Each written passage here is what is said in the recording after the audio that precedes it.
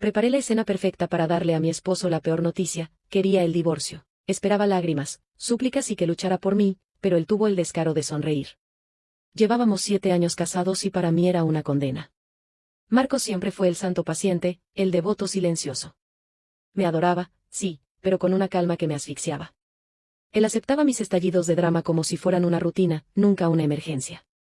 Yo necesitaba fuego, pasión, la adrenalina de sentir que un hombre haría lo que fuera por retenerme. ¿Y qué me daba él? Cenas a las 7:30 y un silencio complaciente. Mi matrimonio era predecible y yo lo odiaba. Mi plan era simple: lanzarle la bomba del divorcio. Quería que se diera cuenta de lo que iba a perder, necesitaba que viera mi valor y luchara por mí. Por eso, ese atardecer preparé la escena con una meticulosidad casi artística. Las velas daban ese toque melancólico y me puse el vestido que él decía que lo volvía loco. Yo estaba nerviosa, claro, porque aunque quería el drama, no quería el divorcio, quería que luchara. Marcos llegó, se quitó el abrigo y me preguntó con esa voz aburrida y calmada que tanto me molestaba si la cena estaba lista. Me senté en la mesa, lo miré con toda la intensidad que había ensayado y solté las palabras con la voz temblorosa, justo como lo planeé: Marcos, no creo que podamos seguir. Necesito el divorcio. Me preparé, esperaba un grito, una mano en la cara, una súplica desesperada, pero no. Marcos se quedó de pie por un segundo, inmóvil, y entonces lo que sucedió me destrozó el alma. Él sonrió. No era una sonrisa forzada, no era una mueca, era una sonrisa suave y completamente genuina de alivio. Se sentó y me miró a los ojos. Gracias, Isabella, dijo. Gracias, repetí sintiendo que el aire se me escapaba de los pulmones. Sí, me explicó con una voz que era extrañamente clara y sin un rastro de remordimiento, que él también había estado pensando en el divorcio. Con un descaro que aún me hace temblar, me dijo que mi constante necesidad de drama, mi inestabilidad y la falta de paz en el hogar lo habían agotado. Dijo que yo era demasiado problemática y que él solo quería un hogar tranquilo. ¿Yo problemática? Yo solo buscaba la pasión. Su serenidad era la traición más grande. Yo esperaba que me demostrara que mi valor era irreemplazable y él me demostró que yo era una carga que había estado a punto de desechar. Su calma fue el insulto más grande. Le grité que él nunca me había amado de verdad, le grité que alguien que de verdad ama simplemente no se rinde tan fácilmente, y él se rindió en el momento en que le di el pase libre. La noche fue un caos de mi propia indignación. Marcos se mantuvo inmóvil observándome mientras yo gritaba y lloraba, no por el matrimonio, sino por el colapso de mi plan. Lo que vino después me dejó helada. En lugar de arrastrarse de dolor, Marcos se movió con una eficiencia espeluznante. Yo esperaba semanas de negociaciones, lágrimas furtivas y cenas incómodas. En su lugar, al día siguiente me entregó un borrador de un acuerdo de separación que ya había consultado con un abogado. Ya tenía un abogado. Traté de pinchar esa burbuja de serenidad, le dije que su felicidad era una fachada, un acto para castigarme por mi honestidad. Él, con esa paciencia eterna que ahora me parecía condescendencia pura, me dijo: Isabella, no estoy feliz de tu dolor, estoy feliz de mi libertad. ¿Libertad? Como si yo hubiera sido su carcelera durante 7 años. Mi amiga Sofía intentó consolarme, pero incluso ella dudaba de mi versión. Ella me recordaba lo devoto que era Marcos, cómo me cubría en mis gastos y me dejaba ganar todas las discusiones. Yo le dije: ¿no lo ves, Sofía? Su devoción era debilidad. Me usó como su coartada para una vida sin desafíos. Yo hablaba con ella sin imaginar lo que venía. El golpe más duro llegó cuando, revisando su correo, encontré unos mensajes a su mejor amigo, Lucas. Marcos desahogaba su frustración, decía que yo era una esposa tóxica y que el matrimonio era agotador. Leer esas palabras, saber que me consideraba así y que estaba harto de mí, confirmó la humillación. Él no era un santo paciente, era un prisionero resentido que esperaba su liberación. Mi drama, me di cuenta, era mi forma desesperada de buscar su atención, su pasividad era su forma de decirme que me rechazaba en secreto. La revelación del divorcio fue el pistoletazo de salida para su venganza. Marcos se mudó solo una semana después. Lo hizo con una rapidez que parecía ensayada, empacó sus cosas y desapareció sin una sola lágrima o una mirada nostálgica. Yo, mientras tanto, vagaba por la casa vacía sintiéndome como el director de una obra cancelada. El silencio era tortuoso, era la paz que él había anhelado y yo la odiaba.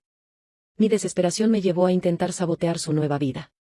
Le envié mensajes ambiguos sobre nuestros buenos momentos, esperando que la nostalgia lo golpeara. Le dije que debíamos encontrarnos para revisar un documento en persona.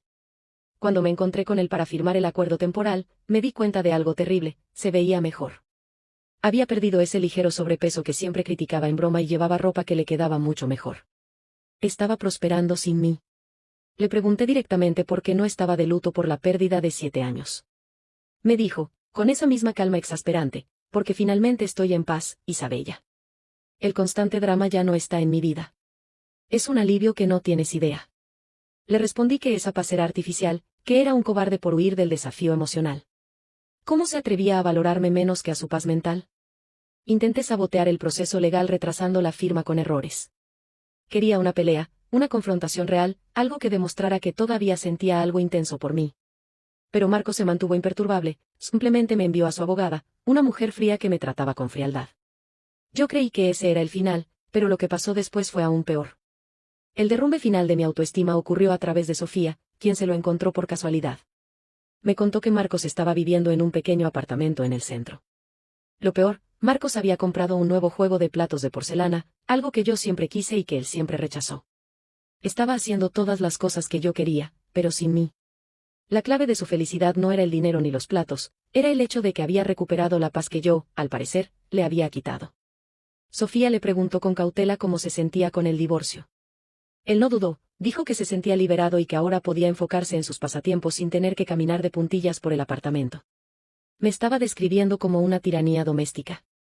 Esta revelación me hizo estallar. Me di cuenta de que su felicidad era genuina, no era una fachada para herirme, era una felicidad nacida de mi ausencia. Su supuesta paciencia durante 7 años no era amor, era resentimiento acumulado. Me puse en contacto con él una última vez y le grité que su felicidad era una traición y que él había planeado esto.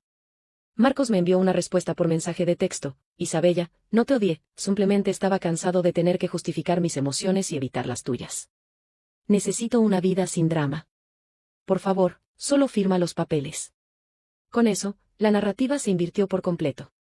Yo creí que él era el santo que yo había abandonado y él creía que yo era la persona de la que se había escapado. Su falta de dolor era la prueba de que nunca me valoró. Pero todavía faltaba la estocada final. Llegó a través de su abogada, ella me informó que si no firmaba iríamos a audiencia legal. Pero no fue la amenaza lo que me golpeó, fue la información adicional que soltó casi de forma accidental. Me dijo, Marcos ha estado planeando esto durante casi un año. Lo único que le preocupaba era cómo decírselo sin que hicieras un escándalo. Él ya tenía su apartamento rentado meses antes de que usted le diera la noticia. Mi cerebro tardó en procesarlo. Marcos no estaba reaccionando a mi ultimátum, estaba celebrando que yo le había ahorrado el trabajo sucio. Su alivio no era por la paz, era porque su plan de fuga había sido ejecutado sin su intervención. Había estado planeando dejarme, ahorrando dinero en secreto y buscando un apartamento porque me consideraba una carga emocional. El hombre que yo creía que me amaba ciegamente estaba activamente conspirando para abandonarme. Esta verdad es mucho más dolorosa que si me hubiera engañado con otra. Él no me quería, me toleraba. Me usó como su coartada social mientras planeaba su huida. Todo el matrimonio fue una mentira. Me siento devastada por mi propia ceguera. Marcos no es un hombre que busca la paz, es un manipulador que usó mi drama como excusa. Se aprovechó de mi necesidad de un desafío para poder escapar sin la culpa. Su felicidad es una farsa, una máscara que usa para ocultar el hecho de que su matrimonio fue una mentira planeada. Ahora estoy sola, con la certeza de que mi dolor es justificado. Marcos es el verdadero villano, un cobarde que no tuvo la decencia de decirme la verdad. Su plan es la traición definitiva. Alguien que de verdad ama simplemente no se rinde tan fácilmente, y su fuga planeada es la prueba de que él no se rindió, simplemente estaba esperando la oportunidad para desaparecer. Pero no importa lo que él o sus amigos piensen, la verdad es que la vida sin mí será aburrida y su felicidad es temporal.